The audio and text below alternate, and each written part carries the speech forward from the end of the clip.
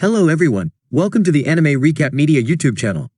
Please like the video, subscribe to help our channel and enjoy this full video. The peerless necromancer known as the corpse god dismembering soldiers with his magical abilities, with soldiers unable to subjugate him. A legendary hero known as the Calamity Crusher was sent in to fight him. After a hard-fought battle, the hero managed to kill corpse god. However, just before the hero's sword pierced him, the necromancer cast a spell which reincarnated him into the body of one Polka Shinoyama. Upon waking up, corpse god realized he was in the body of a boy with a split throat as he found it difficult to speak. This is when a drone is seen monitoring Shinoyama, with a guy on the other end being amazed that the boy was still alive.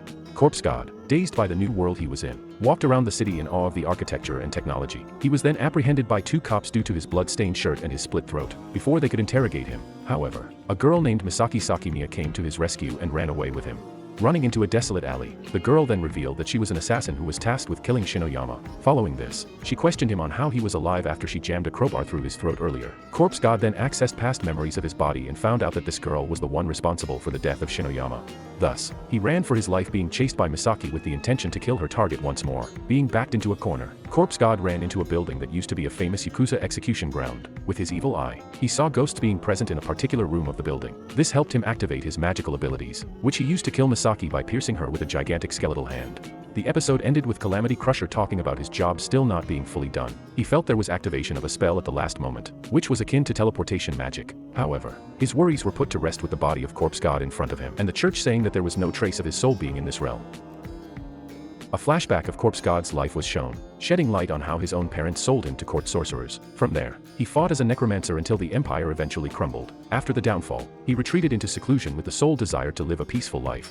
However, the humans of his world did not leave him alone and even went so far as to burn the innocent children he had helped. This heinous act sparked a fire within corpse god, leading him to seek revenge on those who had wronged him. He then waited centuries in his lair before he was slayed by Calamity Crusher. Following his flashback, the backstory of Misaki Sakimiya was revealed, and viewers saw her parents being murdered by an assassin. The assassin in question was later hunted down and killed by her, as she ended up becoming a killer herself. She only killed killers but then wanted to try her hand at killing someone innocent, with Polka Shinoyama being her last job. After killing the boy, she thought that the next big adventure would be killing herself, leading to her jumping off the roof, only to be interrupted by Takumi, who said her job wasn't finished yet. This is where the flashback came to a close, as Misaki woke up, being welcomed by her intermediary Clarissa and a group of assassins. She and Polka then informed Misaki that she's still 100% dead. The story was then rewinded 40 minutes prior to her revival, where Clarissa was seen confronting Polka regarding the murder of her friend. While conversing, Polka requested that they wait while he healed Misaki. In the meantime, Clarissa received information from her informant Takumi Kuruya that the Shikuzawa building was on fire. When questioned, she informed Polka that there was an unregistered nursery in that building, caring for Yakuza orphans and children whose mothers worked in the nightlife biz. This prompted Polka to use his necromancer abilities to save the children from the fire, being assisted and monitored by Takumi. The episode then shifted back to the present once more, where Polka was seen asking Clarissa what it would take to find peace in this new world. She responded by saying money, before deciding to help him adjust and assigning Misaki and Takumi to the task. Takumi guides him to the building and with the help of the dead parents' souls, the corpse god manages to save everyone. Polka moved into the torture building with the help of Takumi and a pair of skeletons. Later, they talked about Polka's family, which quickly led to a discussion about the other world from which he originated. Polka disclosed to Takumi that he was regarded as an abomination in his world, and people tried to destroy him. Polka also revealed that he was a colossal skeleton monster in his world and was referred to as the corpse god. He then explained to Takumi that he could finally achieve peace by talking down the person who had ordered the hit on him. When Takumi asked why Polka didn't ask Clarissa about the client, he replied that he did, but Clarissa allowed him to use the floor in exchange for keeping the secret. Polka also mentioned that Clarissa had agreed not to accept any further contracts on his demise. Hearing this, Takumi informed him that there are other intermediary assassins other than Clarissa as well. However, according to him, there aren't that many people who can kill Polka except maybe lemmings. They then talked about Misaki, where Polka revealed that his body's owner, the actual Polka Shinoyama, had told him to forgive her and that his soul was now in Takumi's drone.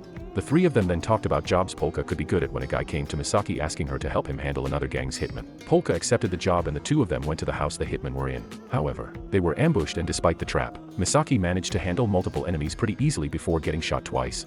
Thinking she's dead, the attackers turned their attention to Polka, who revealed to them that Misaki had become a zombie and was now immune to bullets. Following that, Polka used a pair of giant skeleton hands to crush the enemies into a ball of dirt, avenging the dead spirits of children. We then saw Clarissa and her two underlings relaxing, after which the remaining gang members were taken out by a mysterious entity. Clarissa then spoke on the phone to the person who put out the hit on Polka, telling them that things were on a halt, which essentially meant that they had backed out of the assassination. The episode then introduces Tsubaki Iwanome and Kozaburo Arase, both working as detectives who investigate cases that border on the occult. Polka revealed that Misaki's saliva was paralyzing and that she was now stronger but less sensitive than before. The episode ended with Lemmings appearing right where Polka squashed those gang members and cracked the ball of dirt open. This led to the police finding out the bodies and calling Tsubaki Iwanome and Kozaburo Arase to investigate due to the case being of occult in nature. Iwanome talking to his comps, 3 group members about the troublemakers they took down over the years and also about the 3 troublemakers still at large, Grim Reaper, Fire-Breathing Bug, and Lemmings. To this list, he added the appearance of skeletons and the human knot that was recently found, transferring the original soul of Polka Shinoyama into a shark-stuffed animal. After that, he went with Misaki to a jewelry shop to buy stones that are rich in mana. However, seeing the price of the stones they left feeling dejected. On their way back, the 2 of them crossed paths with Detective Arase who caught Takumi's drone that was hovering above Polka and Misaki. While Polka asked the drone back, it was ordered by Arase to cut ties with Takumi. This angered Polka and he activated his evil eye, which made Arase retreated back in a flash. Takumi then gave the backstory of how he crossed paths with Arase when he used to run. Intel for a gang revealing how Arase took down 8 of the gang's toughest fighters in no time. Takumi tried to persuade Arase to let his friends go, which led to the detective taunting him for being brave now that there was a distance between them and revealed how Takumi sold out his friends in the past. With the situation growing tense, Misaki quickly moved to Arase's blind spot that made the detective react instinctively, giving Misaki the opportunity to kick him and claim it as self-defense. The duo then ran away from the scene but ended up going to the bar where Clarissa worked, which also happened to be where Iwanome was at. This led to the detective urging the 2 of them to answer a few questions, with his partner Arase also arriving at the bar shortly. However, the light went off before the questioning could even begin and Lemmings made his appearance, dropping from the club's chandelier onto one of the bar tables. Arase chose to detain Lemmings, but the latter quickly incapacitated the former subordinates, prompting Arase to strike him with a broken piece of glass. Nonetheless, Lemmings paid little attention to Arase's actions and instead seized Misaki before making an attempt to flee. This led to Polka using necromancy, conjuring up blades and skeletal hands to prevent Lemmings from taking Misaki. Although Lemmings managed to dodge the attacks due to his incredible speed, he released Misaki in the process. Fortunately, Polka managed to catch Misaki with a giant skeletal hand. Misaki then told Lemmings something before stabbing him with a knife laced with her paralyzing saliva, giving Polka enough time to come up with a strong spell that took care of the mercenary. Lemmings then reported back to Takeru Shinoyama, the president of Shinoyama Security.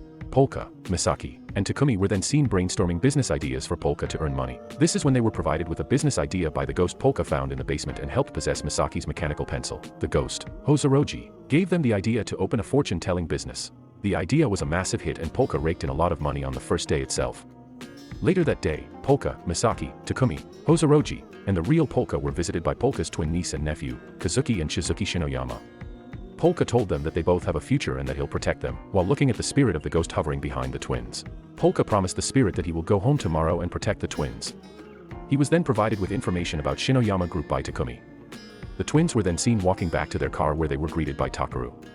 He asked them about Polka and told them to care as well so that they don't fall victim to an accident like their older sister Sakusa.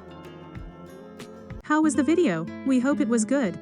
If so, please check these videos. Also, please comment down your thoughts and your suggestions for future videos. If you haven't already, please consider subscribing now to show the support to our channel. We hope to see you soon with another video right in this channel.